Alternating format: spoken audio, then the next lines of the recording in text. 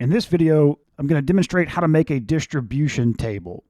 We're going to make a distribution table for the league batting averages in the MLB each year from 1870 to 2024. So first, let's go get this data. We're going to go to sportsreference.com. This is a website where you can get sports stats.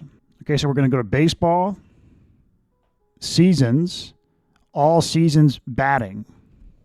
And so you can see this gives us the averages for the league that year and all of the batting stats. And so one of these stats is batting average, the average batting average of the entire MLB that year. And it goes from 2024 all the way to 1871. All right, so let's export this data. And websites like this will usually give you different options for export.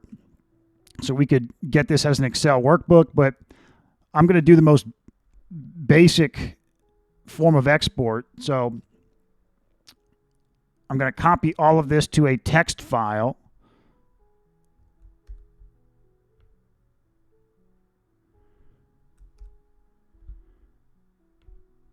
Let's save it.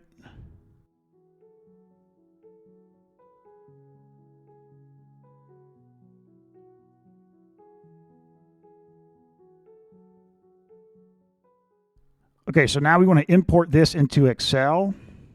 So just open and open the text file. Go to all files. Click on the text file, and then the import wizard opens up. You can choose delimited or fixed width. Fixed width, so it says fields are aligned in columns with spaces between each field. So this is where in the text file everything is spaced out appropriately. So Excel just needs to identify the columns from just a pure spatial standpoint. But here we don't have that. It's not spaced out evenly, but the commas are there to indicate what separates columns. So this text file is delimited with commas. So choose delimited, click next. The delimiter is a comma. So you see Excel recognizes the commas and separates the columns appropriately. So go to next. Here you can choose, for each column you can choose the data format, but you could also easily do this in Excel. So I'm just going to leave it as general. And there we go. So now let me save this file as an Excel workbook, and we'll save over MLB batting average histogram, because we're going to create a distribution table, but in the next video we're going to create a histogram. So let me rename this tab to data, and then on another sheet we're going to create our histogram, distribution table and histogram. Okay, so here is the data, and here is the batting average column. So again, every year we have the average of the batting averages, which is the league batting average for that year, and this goes all the way to 1871. So to create the distribution table, let's first get the minimum batting average, the maximum batting average, and the range. So we'll use the min function, find the minimum value, and then go to the first batting average, click on that, then press Control-Shift down arrow, and that selects all of the batting averages for each year, and it's going to find the minimum for all of those. Now let's use the max function to get the max.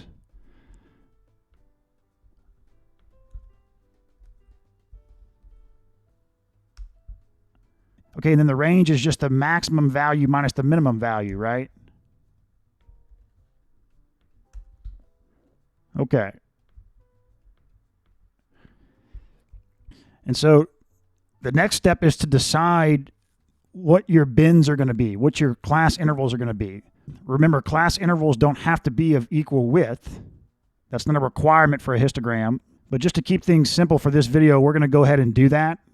But depending on the data you have, your application, you may not want to do that. So let's just use an easy number. Let's say 10 bins. 10 class intervals, which means that the bin width is going to be the range divided by 10. Okay, so the bin endpoints in that case are going to be, so it's going to start at 0.237, right, and end at 0.309, but we go from 0.237 and then we take 0.237 and add to that the bin width. And let's press F4 here so we can copy this formula. We don't want to press F4 on G4 because, so if we copy this down, now it's each cell is taking the cell above it and adding the bin width, which is what we want. Now we know this ends at 0.309, so we can delete all of these. Okay, that's the bin endpoints.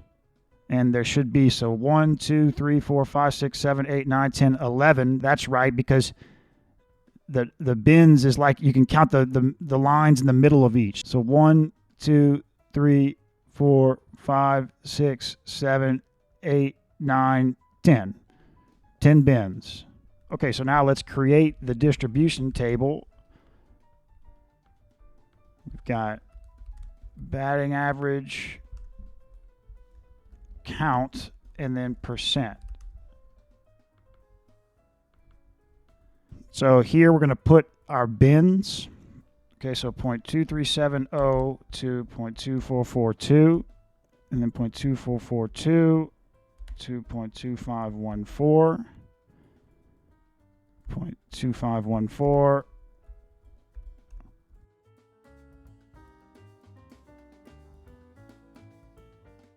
okay, so now we can delete the endpoints. So the next step is we need to get the count for each one of these bins. For all of the different years, how many of those years was the league batting average within this range here? We need to do this for each class interval. But we also first need to decide on the endpoint convention. What we're going to say is the left endpoint is included and the right endpoint is not included. So here, 0.2442 is within this class interval, but 0.2514 is not. 0.2514 is within this class interval. But we also need to keep in mind that, so we've got no issue here. 0.2370 is included in this interval. 0.2442 is not. But if we come here, we can't say 0.3090 is not included, because then what bin, we know that there's at least one batting average that's 0.3090 because we took the max and it found the max value. So where are we going to put the 0.3090? There's no next interval to put it in, so we're going to include 0.3090 in this interval. Okay, to get the count, we're going to use the countifs function. Now there's like 5 or 6 different count functions. Count, count A, count H, count if. All we're going to need here is the countifs function. But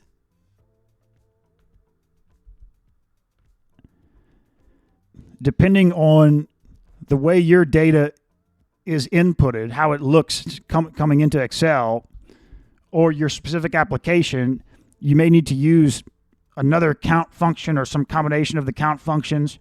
You also may need to use a lookup function. So one of the lookup functions, there's like VLOOKUP, XLOOKUP. So you may need to use a lookup function in combination with a count function. But in this video, I'm just trying to give you a general sense of how to make a distribution table in a histogram. Well, we're going to talk about making the histogram in the next video. But okay, so all we're going to need here is countifs. So countifs, and then we come to the data tab, and we want to select the range that the countifs function is inspecting, is going to count from. So we're going to select all of the batting averages, then press comma. Now, one thing to note, so whenever we came to the data tab, the function it references the data tab. And then I select the range. So it's saying that this T2 to T155 range within the data sheet. you don't want to have your sheet name have commas in it. If the sheet name has commas in it, then it's going to have a comma in this name, and it's going to treat that as a comma in the function. So just keep that in mind. Now, we also want to, before we press comma, let's press F4 on the range. So make sure that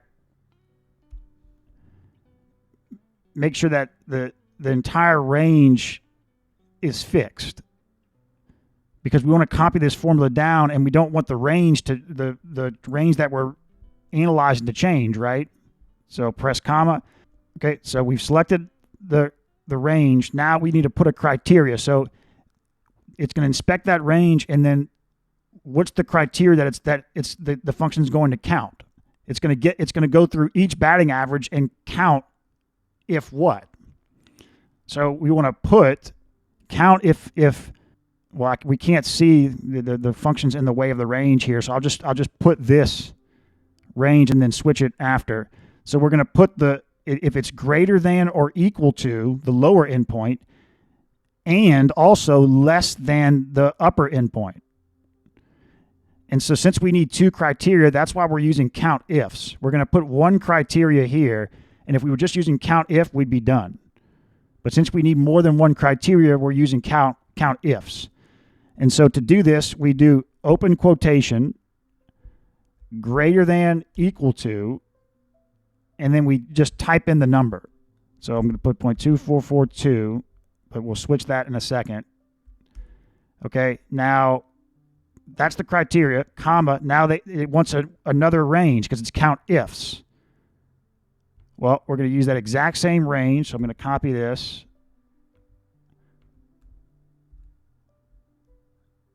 Okay, now we're going to say open quote less than, not less than or equal to, just less than 0.2514. Now close parentheses. Okay, now I'm going to come back here and change this to the correct range, 370.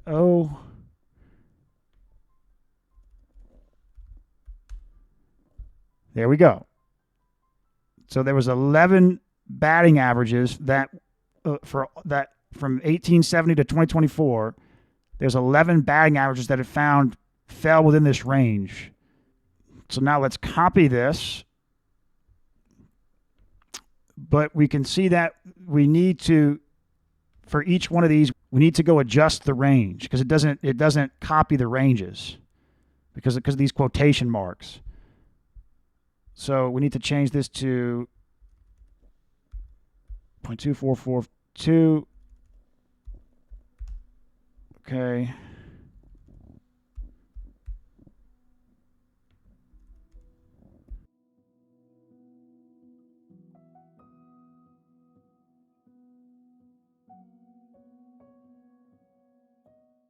Okay, but here we need to say, so 0.3018, 0.3090, but we need to put this as less than or equal to. Okay, so there we go. Now we have our counts, and if we sum all of these, 154. That's about right. Like the number of years from 1871 to 2024, it should be about 154 years. Okay, so now we just need to get the percent of data points relative to the total number of data points within each bin. So equals to the count for that bin, and we're not going to put F4 because we want the formula to copy, divided by the sum, and then press F4 because we want that sum to be fixed. And then we're going to have this as a percent. So now we can copy this, and there we go. And if we sum this, 100%. All right, so that's the distribution table for this data. In the next video, I'm going to show you all the different ways you can use Excel to make a histogram.